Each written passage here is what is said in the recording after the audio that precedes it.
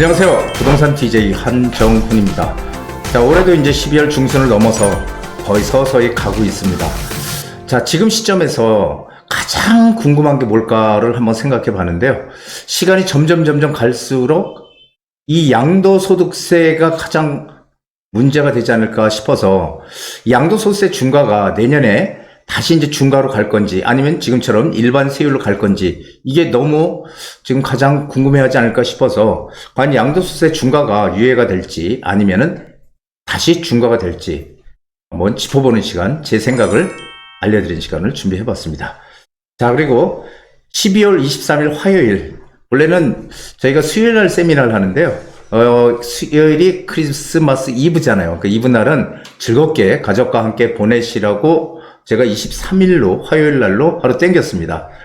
12월 23일 화요일 2시부터 제가 세미나를 진행하는데요.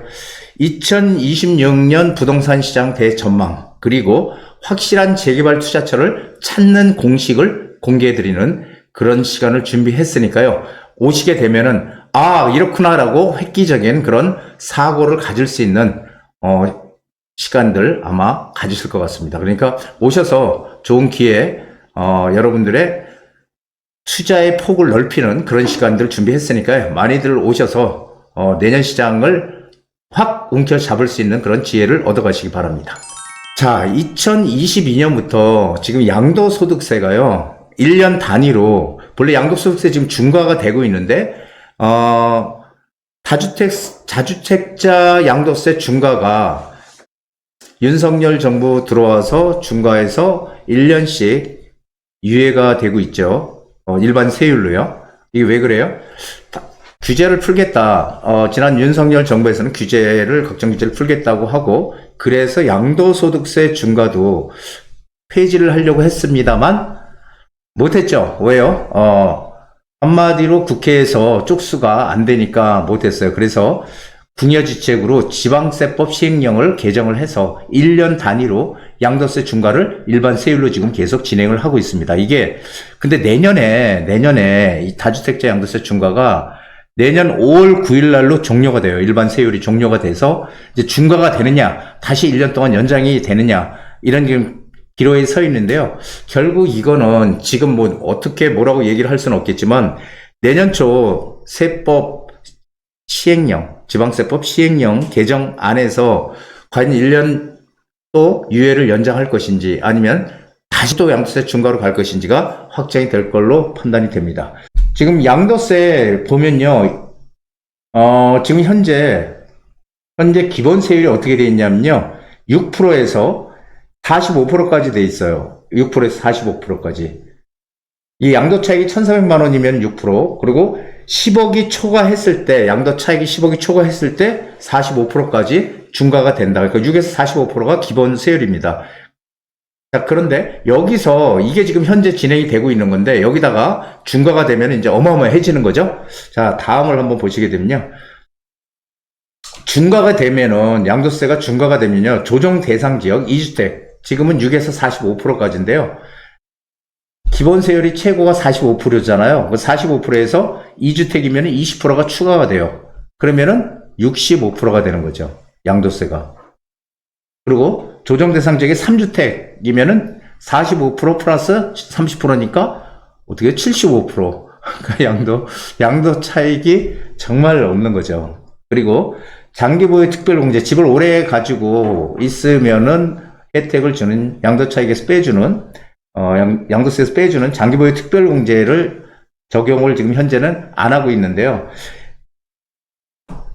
안 하고 있죠. 근데 이게 엄청난 혜택이에요, 사실은. 일반 세율일 때 그냥 이 중과가 안 되고 일반 세율일 때 현재는요, 장기보유 특별공제가 적용이 되고 있거든요. 근데 중과가 되면 안 된다는 거예요. 이게 중과가 되면. 그래서 이게 상당히 큽니다. 그러니까 30%, 장기보유 특별공제, 이게 주택을 1주택 이상 가지고 있는 사람들은 한 30%, 최대 30%, 그리고 1주택을 가지고 거기에 10년 이상 거주한 사람은 80%까지 공제가 되거든요. 그러니까 어마어마한 혜택인데 지금 현재 일반 세율로 양도소득세를 적용을 하고 있기 때문에 장기보유 특별공제도 지금 적용이 되고 있지만 만약에 중과가 되면 이거 다 적용을 안 하게 되면은 세금 부담이 엄청난 거겠죠. 그래서 상당히 많은 분들이 지금 관심을 가지고 있습니다.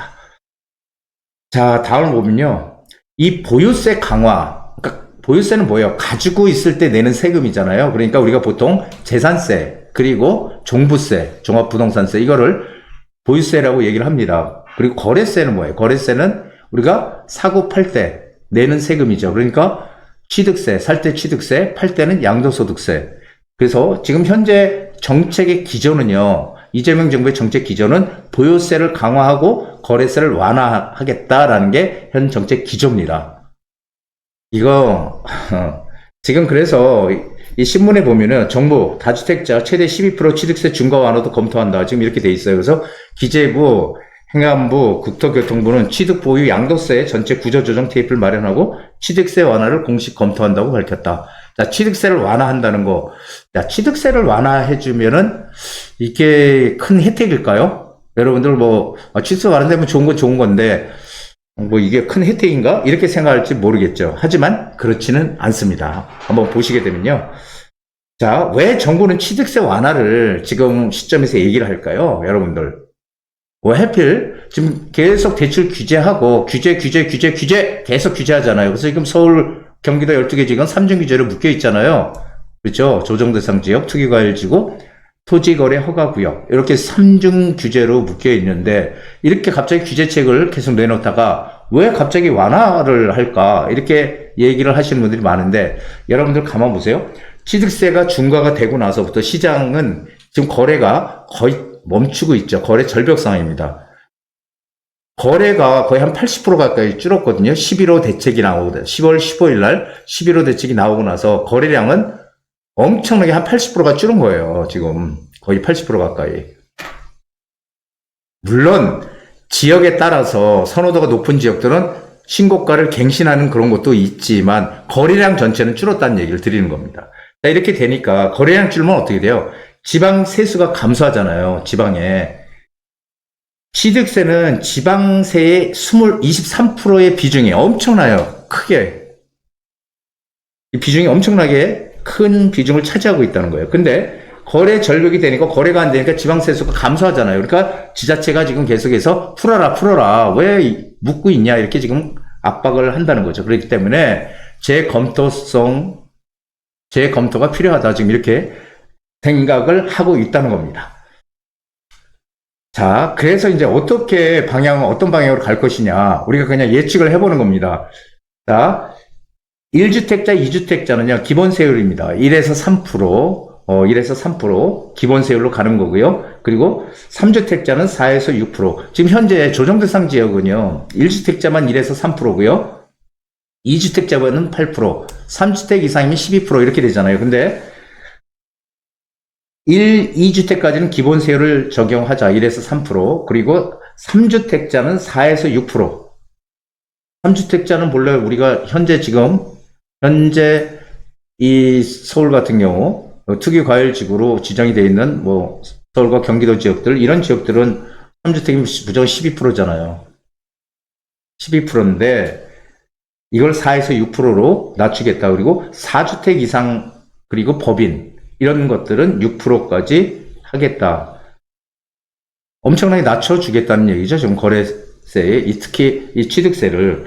근데 요게 원래 윤석열 정부에서도 취득세를 갖다가 대폭 낮추려고 했었죠. 이게 바로 윤석열 정부의 취득세를 낮추겠다는 그 방안입니다. 그래서 윤석열 정부의 취득세 인하와 좀 비슷한 수준으로 검토될 가능성이 지금 높다는 게 많은 사람들의 지금 생각입니다. 자, 근데 취득세를 완화한다면 양도소득세도 반드시 완화돼야 되는 거지. 여러분, 취득세만 완화가 되고 양도소득세 그냥 놔두면 이게 아무 의미가 없습니다. 취득세와 양도소득세, 이게 소위 거래세라고 하는데, 이 거래세가 완화가 돼야 돼. 거래세가 완화가 돼야지 어떻게 돼요? 거래가 될 거 아니에요. 물건이 나올 거 아니에요. 그리고 보유세, 재산세, 종부세 합쳐서 보유세를 강화하게 되면은, 가지고 있으면은 이거 좀 세금에 너무 부담이 크다. 그러니까 취득세 팔 때 세금 싸고, 팔 때 양도세가 저렴하고 취득세도 싸다면 거래가 일어나겠죠. 시중에 가뜩이나 지금 매물장기 현상이 큰데, 그래서 취득세가 완화가 되면은 거기에 반드시 따라와야 되는 게 양도소득세도 완화가 돼야 된다는 거예요. 취득세 완화했는데 왜 양도세 중과 그대로 만약에 중과가 돼서 간다면 시중에 매물 나옵니까? 안 나와요. 우리 문재인 정부 때 경험하지 않았습니까? 자, 한시적으로 양도세를 일반세율로 할 테니까 빨리 지금 물건 팔아? 빨리 팔아? 팝니까? 안 팔아요. 다시 그러고 중과로 묶였죠. 중과로 묶이니까 어떻게 돼요? 사람은 안 팔아. 그래서 사실은 취득세와 양도세가 함께 가야 되는 거예요. 세트예요, 이거는. 취득세와 양도세가 함께 완화가 돼야지 시장에 매물이 나오는 거지, 취득세만 완화하고 양도세를 그대로 놔둔다? 이거는 이 정책의 방향성에도 맞지 않는 겁니다. 그래서 지금 취득세 완화를 검토한다는 의미는 취득세 완화부터 검토를 하고 양도세도 완화하겠다라는 그런 시그널이다. 저는 그렇게 생각을 하고 있습니다. 자, 양도세는 그럼 어떻게 될까요? 자, 내년에 2026년도 6월 3일 날 뭐가 있어요? 지방선거가 있죠.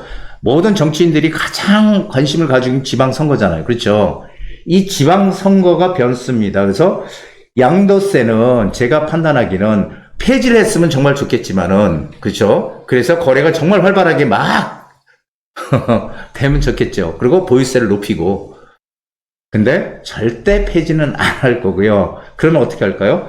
1년 정도 다시 지금 현 상태로 유예할 가능성이, 연장될 가능성이, 일반세율로 연장될 가능성이 상당히 높다라고 저는 판단하고 있습니다. 물론 제 말이 100% 맞는 건 아니에요. 하지만 그럴 가능성이 상당히 높다라는 건, 이 논리적으로 여러분들 그걸 잘 생각하셔야 돼요. 무조건 내년 되니까 큰일 났네.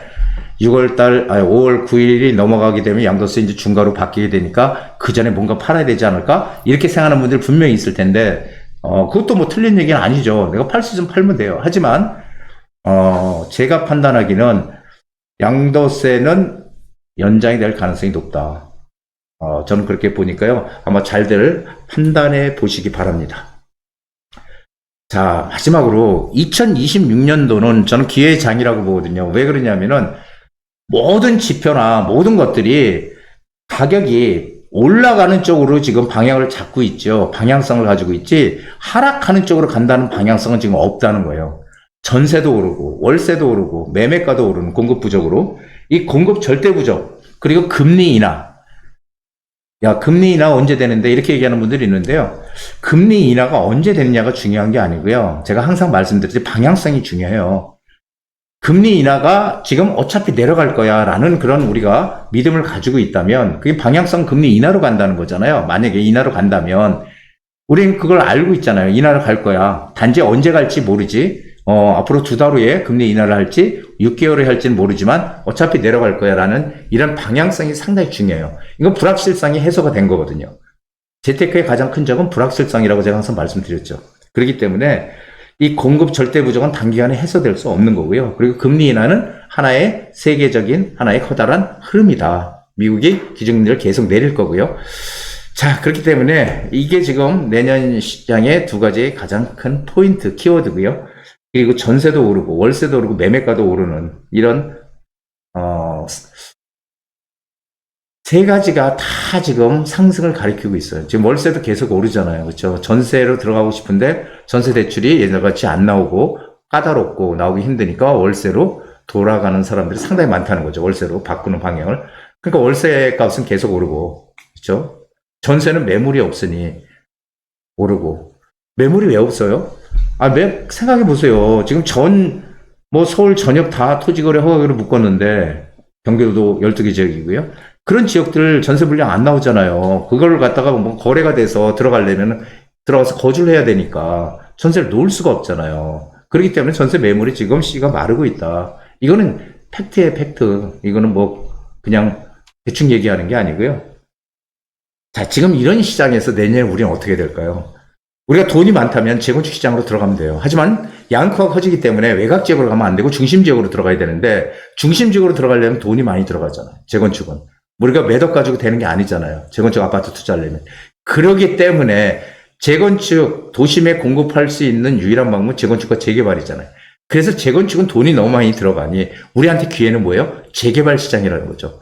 이 재개발 시장에는 아직도 입지 좋은 곳에 들어갈 수 있는 지금 기회가 남아있다는 거예요. 이 기회가 계속 오랫동안 지속이 될까요? 저는 그렇다고 보지는 않아요. 그렇기 때문에 내년 시장이 정말 우리한테 소중하고 중요한 시장이 될 것이다라는 생각이 됩니다. 그래서 재개발 내년 시장 어디에 투자할 것인가, 이게 2026년 재테크의 성패를 좌우하는 그런 하나의 기준이 될 거다. 저는 이렇게 보고 있습니다. 여러분들 내년 시장 아무리 봐도 이 하락하는 시장이 올라가는 시장으로 간다는 거는 이거는 뭐 불을 보듯이 뻔한 사실이거든요. 그러니까 확실하게 목표를 정해서 여러분 재테크에 도움이 될 수 있는 그런 투자들 많이 하시기 바랍니다. 특히 재개발 시장 관심을 갖고 투자들 꼭 하시면 좋겠습니다. 한정훈의 부동산 DJ에서는 여러분들의 고민을 기다립니다. 영상을 보시고 투자에 관심 있으신 분은 지금 바로 연락 주시기 바랍니다.